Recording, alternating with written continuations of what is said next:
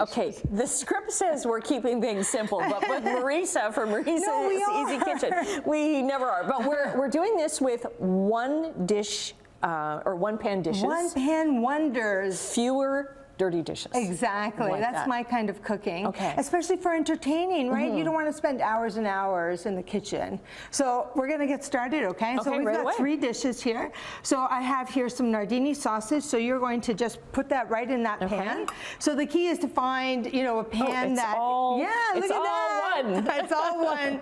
After it's cooked, then you can go back and snip it, right? Okay. But the idea is to find the right pan depending on how much you're making. So if it's for a big group, then obviously you'll use a bigger pan. We have some peppers and onions here. You can maybe put half of each there.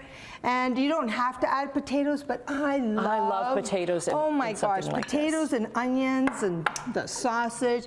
And then I have these cute little yellow cherry tomatoes from Italy that, you know, sometimes you just don't have them in, you know, on your kitchen counter, and then you're going to throw those in. All of them? All of those. Okay. The more potatoes. I don't know. Just throwing stuff all over the place. That's what it's about. It's throwing it all together. Okay, some salt and pepper. You can add a splash of wine, some wonderful olive oil from Puglia here. Look at this. You toss that, throw it in the oven, cover it. Beautiful. Toss it with your hands. We're not going to do that. Okay. And then you get this wonderful dish ready with some crusty bread. It takes about maybe 2 hours to cook. And some of this prep you could do ahead of time. Yeah, you can leave that in the fridge idea. and then put it in the oven when your guests are just about coming. Love this one.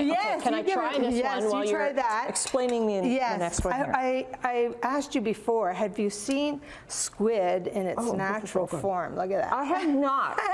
Okay, so we just got back from Italy and there's an appreciation. And you bought that in your suitcase? Yeah. There's an appreciation for, you know, freshness, right? So here's the squid that's already been cleaned. You're going to throw that in that pan. We're going to add some fresh garlic and then whatever vegetables you have. I just cleaned out my fridge. I've got zucchini, and that's a great way of using up things that are almost sad looking. Fresh, right? Yeah, they're sad looking, right? So you get the idea. Whatever vegetables you have, you're going to throw them in. And now this is the key. You want some breadcrumbs. And just toss it over like that. I love that there's no measuring. Yes. You're going to take the olive oil and drizzle. I'll add some salt. You can add oregano. And then you get the idea. You toss, toss, toss. Yes. This cooks very quickly in a very hot oven. And look at this beautiful dish. Beautiful. Yeah, it's so crispy and colorful. Okay, last one. All right. So this one's inspired. This is really fast. Okay, so last night as I was prepping, it really didn't take long. Okay. And I made all of this. Okay, so here we go. We've got some. Look what we're having for lunch. A beautiful piece of fresh cod. So traditionally in my family and my mother-in-law's family, we use salted cod. Okay. But that can be a little bit intimidating. Can you add maybe a few of those olives there? That can be a little bit intimidating to people. Am I using the juice with it as well? You don't have to. Yeah, just pick out the olives.